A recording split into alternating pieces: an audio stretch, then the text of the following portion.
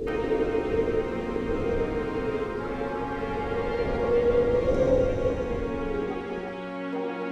सुनती हो? कहाँ हो तुम? एक खुशखबरी सुनानी है, जल्दी बाहर तो आओ ना। अरे आ रही हूँ। क्या हो गया? क्यों गला फाड़ रहे हो?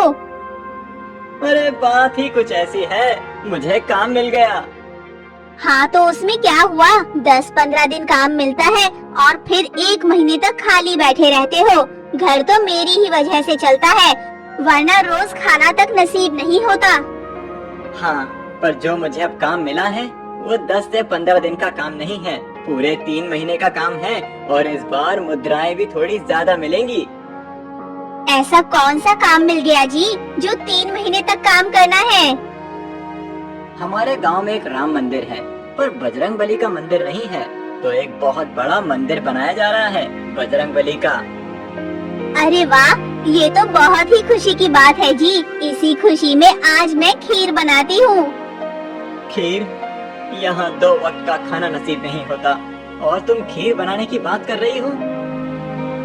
आप उसकी चिंता मत करो, मेरे पास अभी भी थोड़ी मुद्राएं हैं, जिससे हम दोनों खीर तो खा ही सकते हैं। और 3 महीने तक का काम मिला है, तब तक आप इतना तो कमा ही लोगे कि हम 56 भोग तक खा सके। क्यों? 56 भोग का तो पता नहीं, पर इतना तो कमा ही लूंगा कि थोड़ी गरीबी कम हो सके। अच्छा, तो अब मैं काम पे चलता हूँ, तुम रात को खीर बना के रखना, साथ में खाएंगे, ठीक है? ऐसा कहते ही माधव काम के लिए निकल जाता है। वहाँ पहुँचकर ठेकेदार कहता है, अरे माधव, पहले दिन ही इतनी देर, तुम्हें यहाँ टिकना तो है ना कि मैं किसी और को रख लूं? अरे नहीं ठेकेदार जी, आप बस आज माफ कर दो, कल से मैं समय से पहले ही पहुँच जाऊंगा, पक्का। ठीक है, अब काम पर लगो। काम पर तो देर से आए हो, पर काम ठीक से करना। जी, मैं मन लगाकर काम करूंगा। माधव ऐसा कहते ही काम पर लग जाता है। वहीं दूसरी तरफ राधा खीर खरीदने बाजार जाती है। आज तुम इतने दिन बाद यहाँ पर? माफ करना, आज तुम्हारे लिए कीड़े लगे सस्ते चावल नहीं हैं। लेने हैं तो ये अच्छे चावल ही लेने पड़ेंगे। अरे नहीं, आज मैं खीर के चावल लेने आई हूँ। खीर के चावल? कहीं टाका डाला है क्या? तुम्हें पता है ना, 100 ग्राम चावल की कीमत 40 तांबे के सिक्के हैं। जी मुझे पता है, और इसलिए मैंने इतने दिनों से सिक्के इकट्ठा भी किए हैं। आज मेरे पति को 3 महीने के लिए काम मिला है। इसी खुशी में आप मुझे 50 ग्राम खीर के चावल दे दो, और ये रहे 20 तांबे के सिक्के। अच्छा, तो ये बात है। अच्छा ठीक है, ये लो खीर के चावल। फिर राधा खीर के चावल लेकर अपने घर की ओर निकल जाती है। दूसरी तरफ बजरंग बली की मूर्ति आ जाती है। हाँ, ये मूर्ति लो और मेरे घर पर रख देना। एक बार मंदिर का काम पूरा हो जाए, फिर मूर्ति की पूजा करके मंदिर में स्थापित कर देंगे।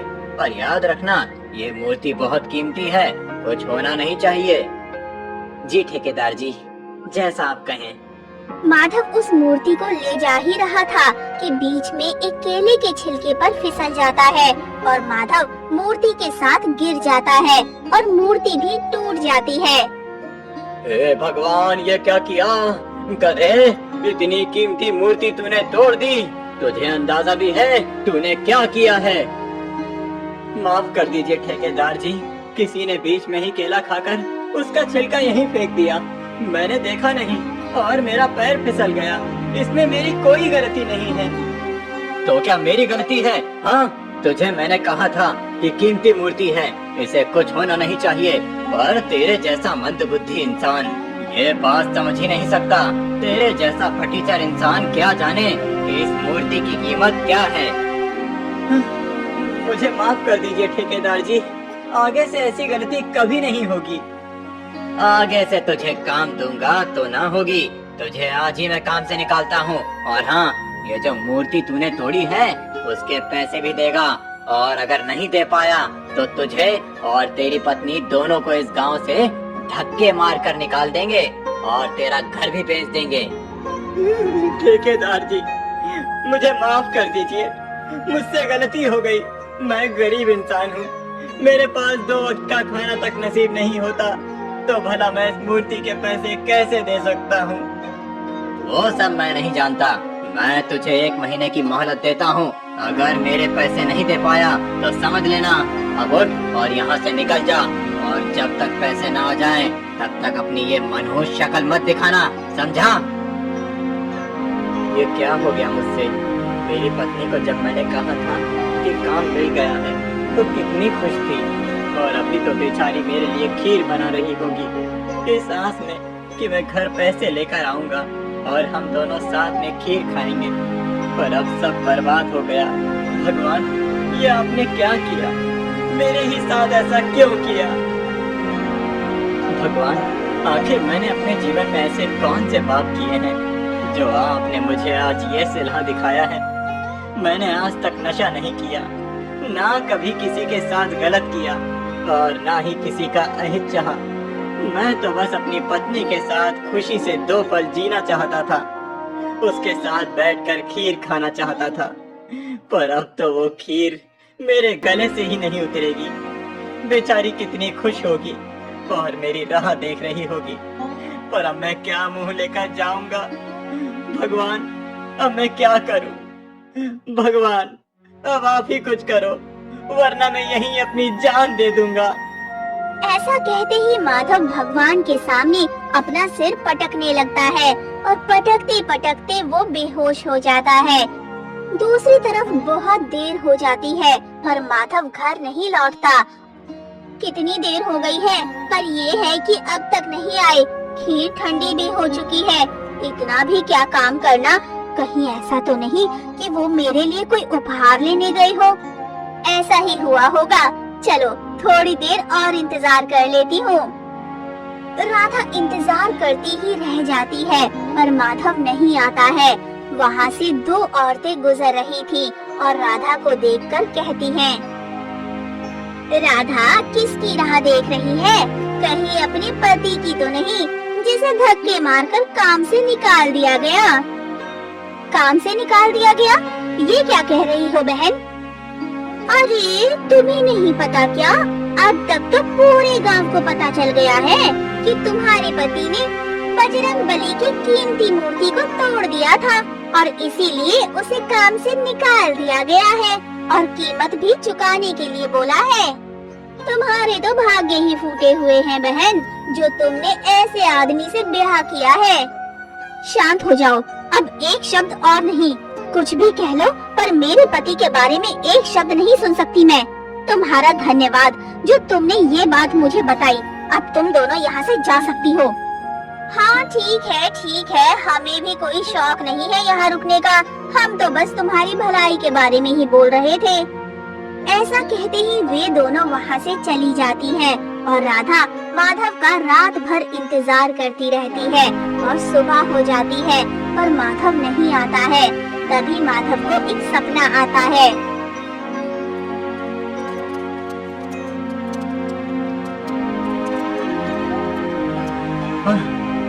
सपना था, बहुत बुरा सपना था।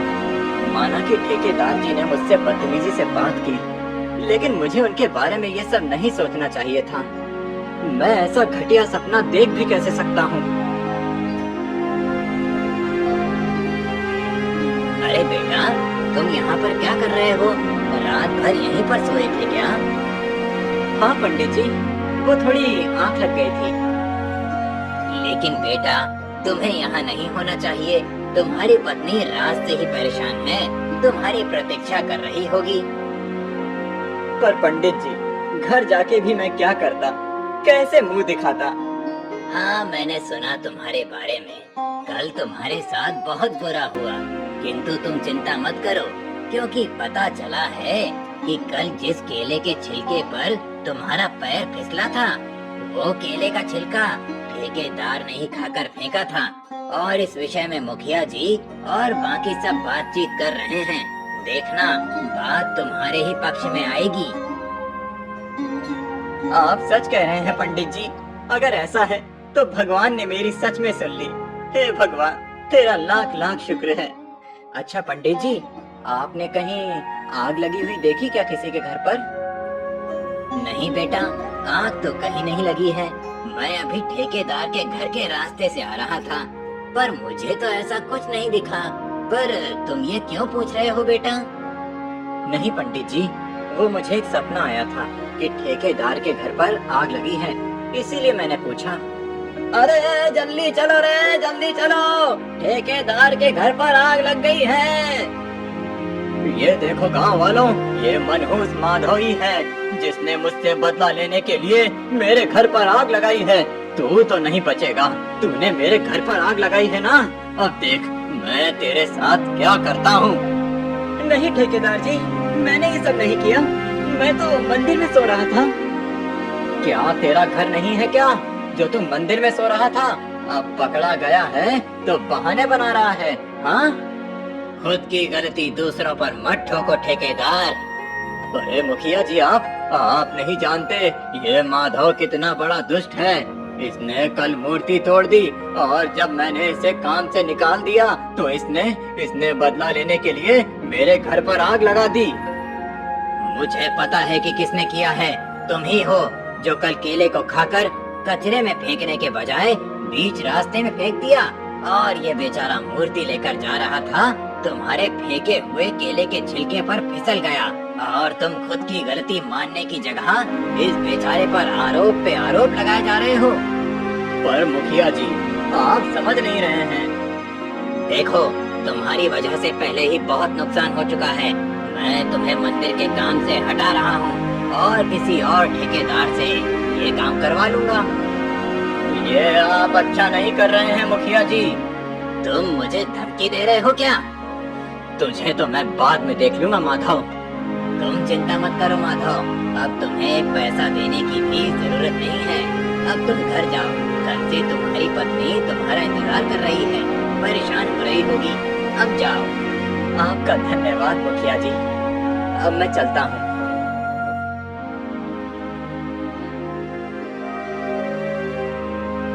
उसके बाद माधव घर चला जाता है और जाकर अपनी पत्नी को सारी घटनाएं बताता है। चलो, अच्छा हुआ कि मुखिया जी ने सब संभाल लिया, नहीं तो पता नहीं हमारा क्या होता। हम तो पहले से ही इतने गरीब हैं, ऊपर से कर्जे में पड़ जाते तो। अब ये सब छोड़ो भाग्यवान, और जल्दी से कुछ खाने को दे दो, बड़ी भूख लगी है। हाँ, मैं अभी आपके लिए खीर गरम करके लाती हूँ। तुमने खीर नहीं खाई क्या? आपके होते हुए पहले मैं कैसे खा सकती हूँ जी, मैं अभी लेकर आती हूँ। वे दोनों खीर खा लेते हैं और देखते ही देखते रात भी हो जाती है और माधव को एक सपना आता है जिसे देखकर वो छटपटाने लगता है। ए जी, उठो जी, आप इतना छटपटा क्यों रहे हो? उठो, क्या हुआ जी? ए जी, सुनते हो? क्या हुआ? कोई बुरा सपना देखा क्या? पर बुरा तो देखा ही, पर असली सपना भी देखा। असली सपना? ये आप क्या कह रहे हो जी? हाँ, पता है, जब मैंने मंदिर में जाकर अपना माथा पीटा तो मैं बेहोश हो गया था और मैंने सुबह एक सपना देखा था कि ठेकेदार के घर पर आग लग गई थी, और हुआ भी ऐसा ही था। अगर मुझे दिखने वाले सपने सच होते हैं तो ये भी जरूर सच होगा। हमें कुछ न कुछ तो करना होगा राधा, जल्दी चलो यहाँ से। पर कहाँ? वो सब बाद में पूछ लेना, पहले यहाँ से निकलो, अब चलो। उसके बाद माधव और राधा वहाँ से चले जाते हैं। उसके कुछ ही देर बाद ठेकेदार आ जाता है मशाल लेकर। तूने गांव वालों को तो मूर्ख बना दिया, पर मुझे पता है कि तूने ही मेरे घर पर आग लगाई थी। तुझे क्या लगता है तू मेरे घर पर आग लगा के यहाँ से बच जाएगा? आग के बदले आग। तूने मेरे घर पर आग लगाई थी ना, अब तू और तेरी पत्नी इस घर के साथ ही सोहा हो जाएगा। ठेकेदार के आग लगाने से पहले ही गांव वाले और मुखिया जी राधा और माधव के साथ वहाँ पर आ जाते हैं। मुखिया जी, आप यहाँ पर आप सबको कैसे पता चला कि मैं यहाँ आग लगाने आया हूँ? हमें माधव यहाँ लेकर आया है। जब तुमने ये योजना बनाई थी तो माधव ने सब सुन लिया था। अच्छा हुआ माधव जो तुम हमें यहाँ लेकर आ गए, वरना हमें तो इसकी असलियत के बारे में पता ही नहीं चलता। गांव वालों, इसे पकड़ लो और कल सुबह होते ही इसे महाराज के सामने लेकर जाना। अब वही इसका निर्णय करेंगे। उसके बाद गांव वालों ने ठेकेदार को पकड़ लिया और उसे लेकर चले गए। लगता तो ऐसा ही है राधा, कल का सपना तो पूरा हुआ ही, लेकिन आज भी मैंने देखा कि ठेकेदार यहाँ आग लगाने आएगा और वो भी सच हो गया। मुझे तो लगता है ये भगवान ने मुझे आशीर्वाद स्वरूप भेंट में दी है।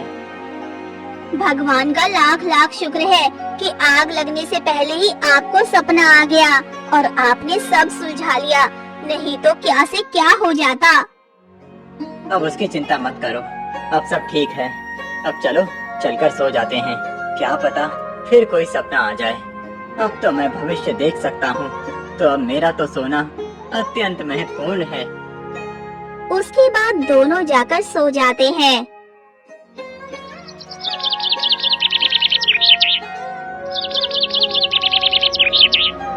ए जी, सुबह हो गई, अब तो उठ जाओ कि दिन भर सपने ही देखते रहोगे।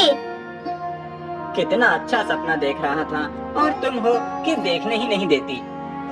ऐसा क्या देख रहे थे? यही कि हम दोनों अमीर हो गए हैं और हमारे हाथ खजाना लग गया है और हमारा जीवन ऐसा नहीं रहा जैसा कि है। पर अफसोस, ये तो बस एक सपना था और सपने कहाँ सच होते हैं।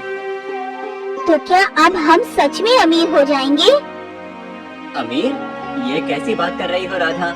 मैंने कहा ना, ये बस एक सपना था। लेकिन आपको तो सच के सपने आते हैं ना? सच के सपने? अरे हाँ, 2 दिनों से मैंने जो भी सपने देखे वो सब सच हो गए। इसका मतलब है कि ये सपना भी जरूर सच हो सकता है। जल्दी बताइए कि वो खजाना आपने कहाँ देखा है। हम अभी वहाँ जाएंगे और खजाने को बाहर निकाल लाएंगे। मुझे ठीक से तो याद नहीं, लेकिन एक खेत में मैंने देखा जो पूरी तरह से बंजर था और उसके बीच में एक अलग तरह का पौधा लगा हुआ था। ठीक उसी के नीचे वो खजाना छुपा हुआ था। बंजर जमीन? इस गांव में तो कम से कम 6 से ज्यादा ही बंजर जमीन है, और अगर दूसरे गांव की जमीन पर छुपा होगा तो खोजना बहुत ही मुश्किल है। पर जो भी हो, खजाना चाहिए तो खोज तो करनी ही पड़ेगी। सही कहा राधा, चलो चलकर ढूंढ निकालते हैं खजाने को और अपनी घिसी पिटी जिंदगी को अलविदा करते हैं। उसके बाद राधा और माधव दोनों ही गांव की बंजर जमीन को खोजने निकल गए, पर बहुत देर तक भी खोजने पर वो जमीन नहीं मिल रही थी। पक्का आपने यही सपना देखा था ना जी? अरे हाँ हाँ, मैंने देखा तो यही सपना था। तो फिर वो जमीन मिल क्यों नहीं रही है? कहीं वो दूसरे गांव में तो नहीं? अब हम कौन से गांव में खोजें? ये तो बड़ी समस्या की बात है, लेकिन अभी भी एक जमीन बची हुई है जो पूरी तरह से बंजर है। एक बार उसे भी चलकर देख लेते हैं, क्या पता मिल जाए। उसके बाद माधव और राधा दोनों उस जमीन को देखने के लिए चले जाते हैं। जब वो दोनों उस जमीन पर पहुंच जाते हैं तो देखते हैं कि उस बंजर जमीन पर सच में एक अलग तरह का पौधा लगा हुआ था। वो देखो राधा, मैंने कहा था ना, वही पौधा है जिसे मैंने अपने सपने में देखा था। चलो चलो चलकर देखते हैं। फिर वे दोनों पौधे को हटाकर वहाँ पर खोदना शुरू कर देते हैं। कुछ देर तक खोदने के बाद वहाँ सच में एक संदूक रखा था। जब वे उस संदूक को गड्ढे से बाहर निकालते हैं और खोलते हैं तो उसमें सच में खजाना निकलता है, जिसमें कई स्वर्ण मुद्राएं होती हैं। हे भगवान, इतने सारे स्वर्ण मुद्राएं! इतने तो मैंने अपने पूरे जीवन में भी कभी नहीं देखे। ये सच है या कोई सपना? राधा, ये सपना ही तो है जो अब पूरा हो गया है। अब हमें गरीबी से भरी हुई जिंदगी, जिसमें 2 वक्त का खाना तक नसीब नहीं होता था, वो जिंदगी अब नहीं जीना पड़ेगा। हाँ, वो तो है। मुझे तो अभी भी विश्वास ही नहीं हो रहा। किंतु अगर हम इतने सारे स्वर्ण मुद्राएं लेकर जाएंगे तो गांव वालों को शक नहीं होगा। जो कल तक इतने गरीब थे वे रातों रात इतने अमीर कैसे हो गए? कहीं वो हमारे स्वर्ण मुद्राओं को हड़प लिए तो? बात तो तुमने सही कही राधा। एक काम करते हैं, इस गांव से ही चले जाते हैं। गांव से चले जाते हैं? ये आप क्या बोल रहे हैं जी? और नहीं तो क्या, अगर हम यहाँ रहेंगे तो गांव वाले हमें इतनी सारी स्वर्ण मुद्राओं के साथ रहने नहीं देंगे, और अगर हम दूसरे गांव चले गए तो किसी को भी नहीं पता चलेगा, क्योंकि हमें कोई पहचानता ही नहीं होगा। सारे लोग हमें शुरू से ही अमीर समझेंगे और वहाँ हम शांति से अपना पूरा जीवन बिता सकते हैं बिना किसी दिक्कत के।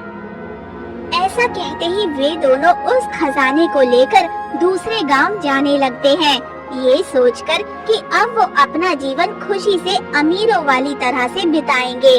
पर उन्हें क्या पता था कि उनके दरवाजे पर कौन सी मुसीबत दस्तक देकर बैठी थी। महाराज, हमने उस चोर को पकड़ लिया है जो हमारे राजकोट से धन चुरा कर भाग गया था। बहुत बढ़िया मंत्री जी, आपने अच्छा काम किया। तो बताओ चोर, कहाँ रखा है मेरा धन? अगर सीधी तरह से बता देते हो तो मैं तुम्हें ज्यादा कष्ट नहीं दूंगा, परंतु अगर तुमने नहीं बताया तो तुम्हारे शरीर के टुकड़े टुकड़े कर कुत्तों को खिला दिया जाएगा। मुझे माफ कर दीजिए महाराज, मेरे मित्र ने मुझे लालच देकर ये काम कराया है। अगर आपको पकड़ना ही है तो मेरे मित्र को पकड़िए महाराज, मुझे छोड़ दीजिए, मुझे छोड़ दीजिए। तुमसे किसने कराया ये, या किस लिए किया, ये मैं नहीं पूछ रहा हूँ। मेरा धन कहाँ है ये बताओ। जी महाराज, वो धन मैंने पास के ही गांव में एक बंजर जमीन पर गाड़ रखा है, और उसके ऊपर मैंने एक जंगली पौधा लगाया है ताकि मुझे खोजने में किसी प्रकार की दिक्कत ना हो। ठीक है मंत्री जी, आप इसके साथ जाइए और खजाने को लेकर आइए, उसके बाद इस चोर का फैसला किया जाएगा। जी महाराज, जैसा आप कहें। ऐसा कहते ही मंत्री उस चोर के साथ उस स्थान पर जाता है जहाँ पर चोर ने खजाने को गाड़ा था। हे भगवान, ये क्या हो गया? मैंने तो यहीं पर रखा था। देख के तो लगता है कि अभी अभी खोदा गया है, तुम्हें पता। ऐसा कहते ही सैनिक चोर को ले गए और मंत्री जी उस चोर को खोजने में लग गए। उन्होंने उस गांव का चप्पा चप्पा देखा पर वो चोर नहीं मिला, तो मंत्री जी पास के ही एक गांव में चले गए। अरे मित्र, सुना क्या? हमारे गांव में एक बहुत धनी लोग आए हैं और उन्होंने वो घर खरीद लिया है जिसे सिर्फ बहुत धनी लोग ही खरीद सकते हैं। मुझे तो लगता है कि कोई व्यापारी होगा जिसके महाराज के साथ अच्छे संबंध हो सकते हैं, तो हमें उसके साथ नरमी से पेश आना चाहिए और हमें उसके साथ दोस्ती भी करनी चाहिए, फायदे में रहेंगे। सही कहा मित्र। मंत्री उनकी ये बातें सुन लेता है और उस व्यापारी से मिलने उसके घर चला जाता है।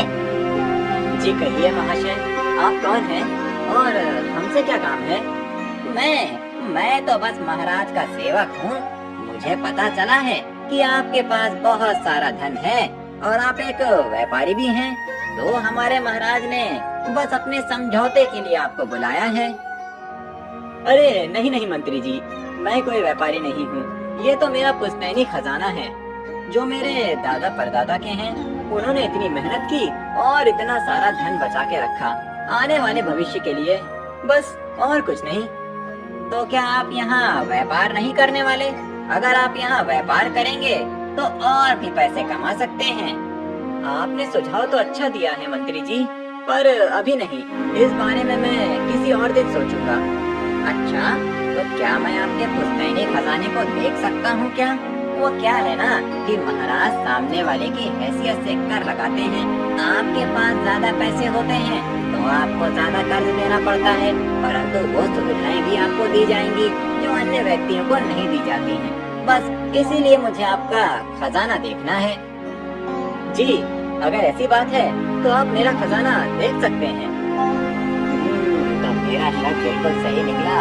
ये वही संदूक है जिसे चोर ने चोरी किया था और जरूर ये उस चोर का ही साथी होगा। माफ कीजिए महाशय, परंतु आपको मेरे साथ महाराज के पास जाना होगा। महाराज के पास? परंतु क्यों? कुछ गड़बड़ है क्या? अरे नहीं नहीं, कोई गड़बड़ नहीं है। असल में आपके पास कुछ ज्यादा ही अधिक धन है, तो आप पर कितने कर लगाए जाएंगे और कितनी सारी सुविधाएं दी जाएंगी, इसी विषय पर बातचीत करने के लिए आपको मेरे साथ जाना पड़ेगा। महाशय, आपको कोई दिक्कत तो नहीं? अरे नहीं नहीं, कोई दिक्कत नहीं है। बस आप मेरी पत्नी को आने दीजिए। वो सब्जी लेने बाजार गई हुई है। अगर मैं उसे बिना बताए चला गया तो वो बेचारी चिंता करती रहेगी। उसके कुछ ही देर बाद उसकी पत्नी बाजार से आ जाती है। ये कौन है जी? आपके कोई मित्र है क्या? अरे नहीं नहीं, ये तो महाराज के सेवक हैं। कर के सिलसिले में बात करने आए थे, तो मुझे अभी इनके साथ महल जाना पड़ेगा। तुम घर का अच्छे से ध्यान रखना, ठीक है राधा? तो क्या आप ही मंत्री जी हैं जो चोर की तलाश कर रहे हैं? मैं जब बाजार गई थी तो सब इसी बारे में बात कर रहे थे। एक चोर ने राजकोष से धन चुराकर एक बंजर जमीन में गाड़ दिया था। अब वो खजाना गायब है। मंत्री जी उसी चोर को खोज रहे हैं जी। मंत्री चोर की तलाश?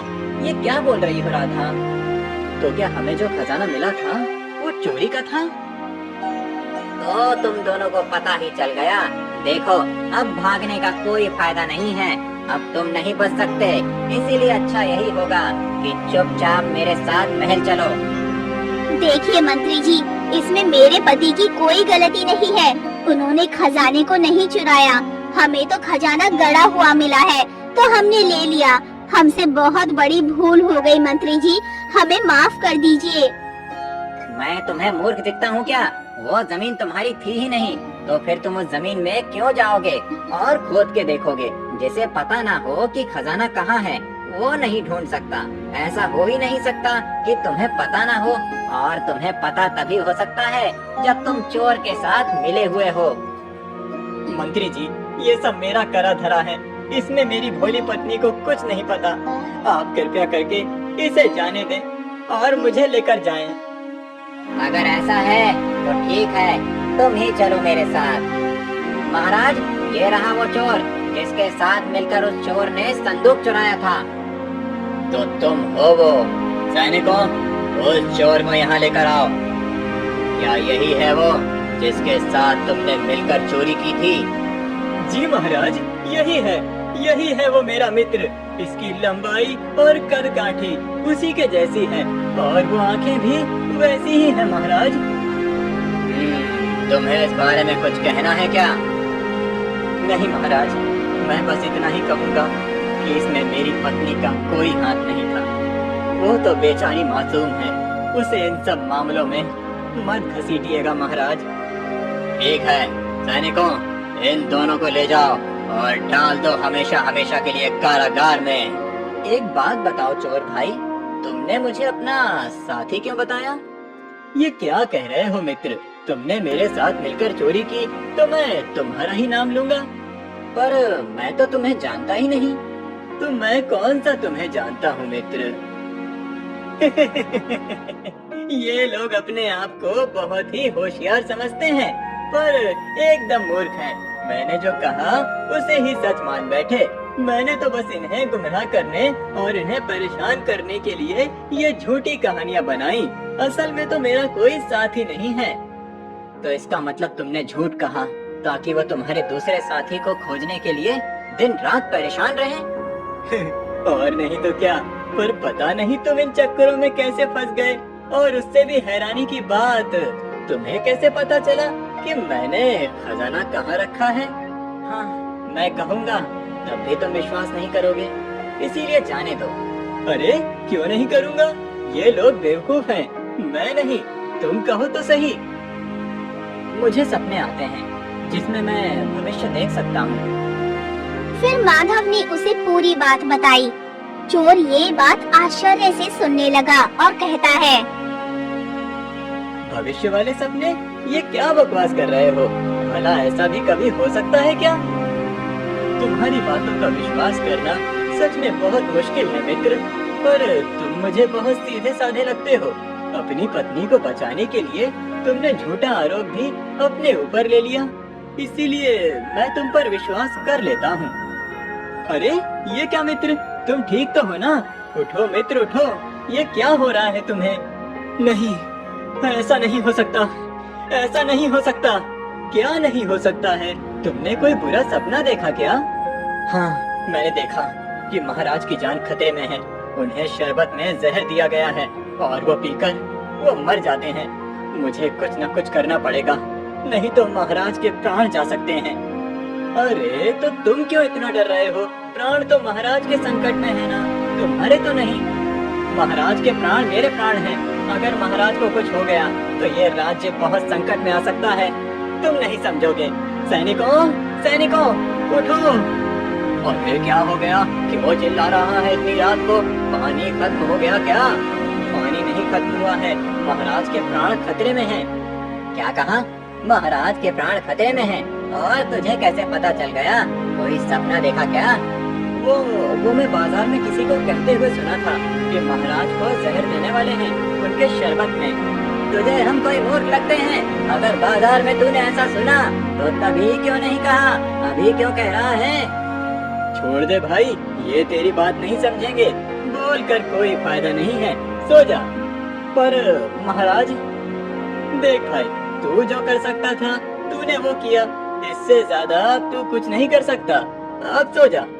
ऐसा कहने के बाद चोर सो जाता है और माधव तो रात भर परेशान रहता है और सो नहीं पाता।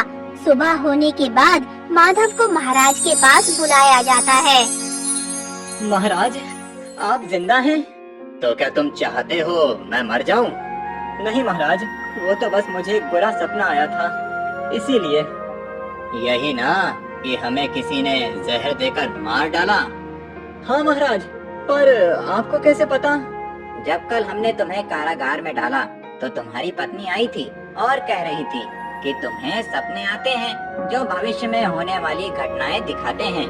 हमें पहले तो लगा कि वो तुम्हें बचाने के लिए झूठ बोल रही थी, पर जब तुमने सैनिक से महाराज को जहर देने वाली बात कही तो सैनिक मेरे पास आया था और उसने मुझे ये बात बताई। जब मैंने इसकी छानबीन की तो मुझे पता चला कि सेविका दूसरे राज्य के दुश्मन के कहने पर शरबत में जहर मिलाकर लाई थी। जब मैंने उसे शरबत पीने को कहा तो वो डर गई और डर के कारण उसने अपना सारा सच बता दिया। और इसीलिए हम तुम्हारे सपने वाली बात को इनकार नहीं कर सकते। तुम्हारी पत्नी ने कहा कि वो खजाना तुमने अपने सपने में देखा था, तुमने चोरी नहीं की है, इसीलिए हम तुम्हें आजाद करते हैं।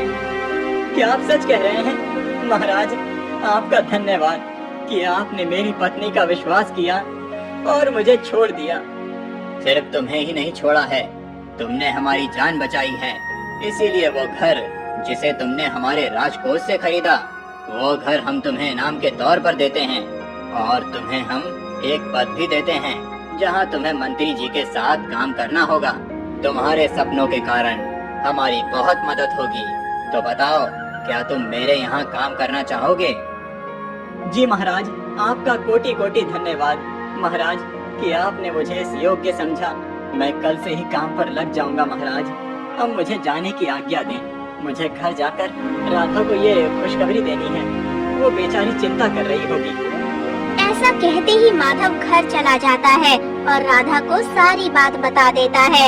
अब उन्हें गरीबी से छुटकारा मिल जाता है और इसी खुशी में वो दोनों मंदिर जाकर भगवान को शुक्रिया करते हैं।